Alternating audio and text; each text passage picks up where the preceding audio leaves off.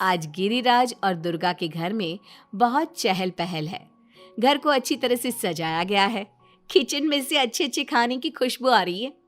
ऐसा इसलिए क्योंकि उनकी बेटी आभा और दामाद जी अहान शादी के बाद पहली बार घर पर आ रहे हैं।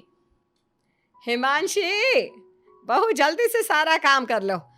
आभा और दामाद जी आने ही वाले हैं। कुशल बेटा, तुम सारा सामान तो ले आए हो ना? और काजू कतली लाए हो या भूल गए? दामाद जी को बहुत पसंद है। हिमांशी और कुशल एक दूसरे से बहुत प्यार करते हैं और अपने माता पिता की सारी बातें मानते हैं। लेकिन जब से कुशल की बहन आभा की शादी हुई है, मानो उसके माता पिता के लिए उनका दामाद ही सब कुछ है। आभा और अहान घर पर आते हैं। सब उनका स्वागत करते हैं। आभा और हिमांशी किचन में खड़ी होकर बातें करती हैं। आभा, कैसे है तुम्हारे ससुराल वाले? तुम्हारा मन तो लग रहा है ना वहाँ? और अहान जी तुम्हारा ख्याल रखते हैं या नहीं? पता नहीं भाभी, कभी तो लगता है कि ठीक है, कभी तो लगता है कहाँ फंस गई। जैसे भैया आपकी मदद करते हैं, आपका ख्याल रखते हैं, अहान ऐसे बिल्कुल भी नहीं है। अरे इतना मत सोचो तुम। शुरू शुरू में थोड़ी दिक्कत आती है, लेकिन बाद में सब ठीक हो जाएगा। चलो बाहर चलते हैं। हिमांशी और आभा चाय नाश्ता लेकर बाहर आई। सब लोग आपस में बात करने लगे, लेकिन अहान बहुत घमंडी तरीके से बोलता है। आपका घर तो बहुत बड़ा है ससुर जी, आपका और कुशल का बिजनेस भी बहुत अच्छा चल रहा है, तो आप लोगों ने दहेज देने में इतनी कंजूसी क्यों की? अरे दामाद जी, कैसी बात कर रहे हो? आपके परिवार ने जिस जिस चीज की मांग की थी वो सब हमने आपको दिया है। अगर किसी चीज की फिर भी कमी रह गई है तो बता दीजिए। कुछ चीजें बिना मांगे भी तो दी जा सकती है ससुर जी। अहान, अगर तुम्हें कुछ और चाहिए तो बता दो, हम तुम्हारी सारी इच्छा पूरी करेंगे। अहान प्लेट से बिस्किट उठाकर बोलता है। मांगने से दिया तो क्या दिया, वैसे भी आप लोग मेरी डिमांड कभी पूरी नहीं कर पाओगे। आभा और अहान अपने घर चले गए। उनके जाने के बाद कुशल कहता है। मम्मी, हमने आभा की शादी गलत घर में तो नहीं कर दी? अहान और उसके घर वाले तो लालची लग रहे हैं। अरे चुप कर तू। दामाद ऐसे ही होते हैं, तेरी तरह नहीं कि तूने अपने ससुराल वालों से कुछ नहीं लिया और हर समय अपनी पत्नी से चिपका रहता है। ऑफिस से थका हारा आता है और अपनी पत्नी के साथ घर के कामों में मदद करता है। मम्मी, दहेज लेना तो गलत बात है ना? और हमारे पास किस चीज की कमी है? मैं अगर हिमांशी का घर के काम में हाथ बटाता हूँ तो वो भी मेरा ऑफिस का बहुत सारा काम करती है। इसमें बुरा क्या है? पति पत्नी को एक दूसरे की मदद करनी चाहिए। बेटा, किसी चीज की कमी तो अहान के घर पर भी नहीं है, लेकिन फिर भी हमने उसे दहेज दिया ना। ना केवल दहेज दिया बल्कि उनकी जो भी डिमांड थी वो सारी पूरी की। और उसने क्या किया? आपके और मम्मी के सामने ताने सुनाकर चला गया। आप दोनों को इससे दुख होगा। अहान ने इसका बिल्कुल ख्याल नहीं किया।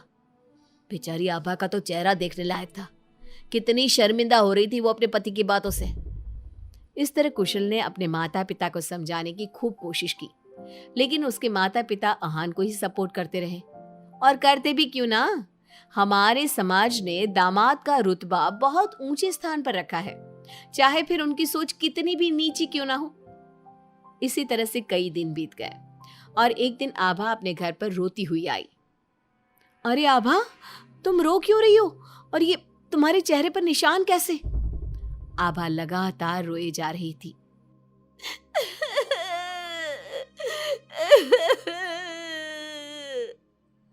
अरे बता मेरी बच्ची, क्या हुआ है तुझे? मत रो इस तरह, मेरा तो दिल बैठा जा रहा है। क्या हुआ है बेटा? हिमांशी और दुर्गा के बार बार पूछने पर आभा ने बताया। मम्मी, मुझे अहान ने बहुत मारा है। क्या? दामाद जी ने तुझ पर हाथ उठाया? लेकिन क्यों? वो रोज शराब पी कर आते हैं और मुझे मारते हैं, लेकिन आज तो उन्होंने हद ही कर दी। क्या अहान जी शराब पीते हैं? ये बात तो उनके घर वालों ने बताई नहीं थी। अरे कौन अपने बच्चों की कमियां बताता है? आने दे तेरे पापा को, वही बात करेंगे अहान और उसके घर वालों से। शाम को जब गिरिराज और कुशल घर पर आए तो उन्हें आभा का चेहरा देखकर बहुत गुस्सा आया, लेकिन वो करते भी क्या? आखिर अहान घर का दामाद है।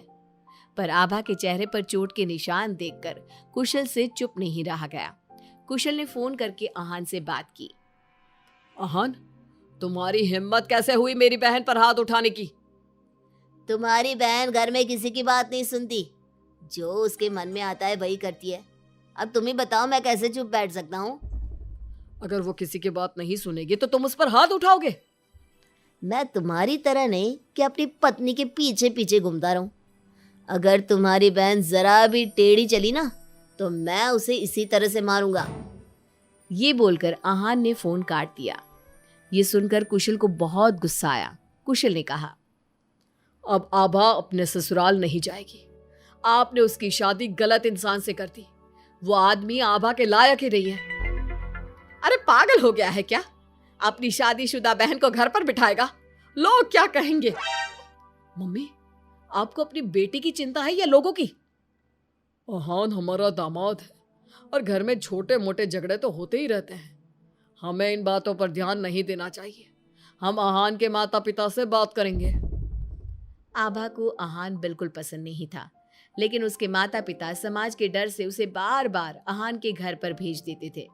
इस बार भी आभा को अपने ससुराल जाना पड़ा। एक दिन हिमांशी की तबीयत खराब हो गई तो उसने घर का काम नहीं किया। तबीयत खराब होने का बहाना बनाकर सुबह से लेटी है।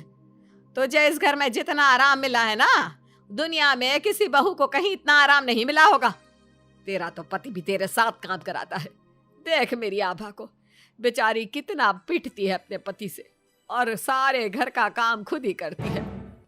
शाम को जब कुशल घर आता है तो हिमांशी उसे सारी बात बताती है।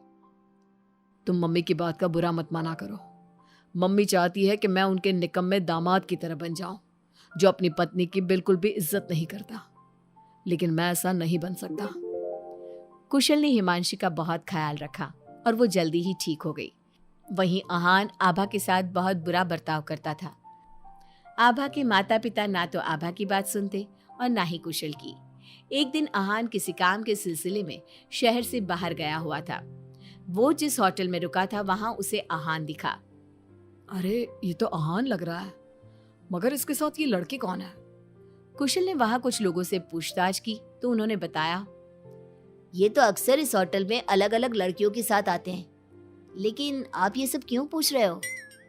कुशल बिना कुछ बोले वहां से चला जाता है और घर आकर सभी को ये बात बताता है। लेकिन उसके माता पिता को तो इस बात से भी कोई फर्क नहीं पड़ा। अरे बेटा, इस बात को यहीं खत्म कर दो। हम आहान से क्या कह सकते हैं? आखिर वो हमारे घर का दामाद है। बेटा देख, ये बात ना आभा को मत बताना, नहीं तो उसे बहुत बुरा लगेगा। आप दोनों किस मिट्टी के बने हैं? दामाद दामाद कहकर आपने उसे सर पर चढ़ा दिया। मैं आपकी बहू के साथ अच्छा बर्ताव करता हूं तो आप मुझे झोरू का गुलाम कहते हैं। और आहान आपकी बेटी को जानवर की तरह पीटता है, आप तब भी उससे बात करने की हिम्मत नहीं करते। आप लोग बेटे और दामाद में इतना फर्क क्यों करते हो? बेटा, दामाद को तो सर का ताज समझा जाता है। हमेशा से ऐसा ही चलता आया है। अरे हमारे समाज ने ऐसे ही नियम बनाए हैं। चाहे वो आपकी बेटी के साथ कैसा भी बर्ताव करे, उसे जानवरों की तरह मारे पीटे।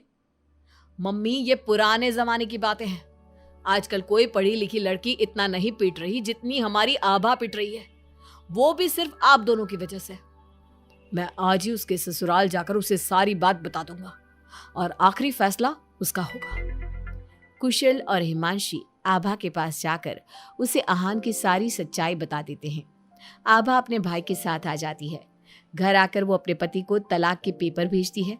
हालांकि गिरिराज और दुर्गा अभी भी अपने दामाद के साथ है और तलाक के खिलाफ।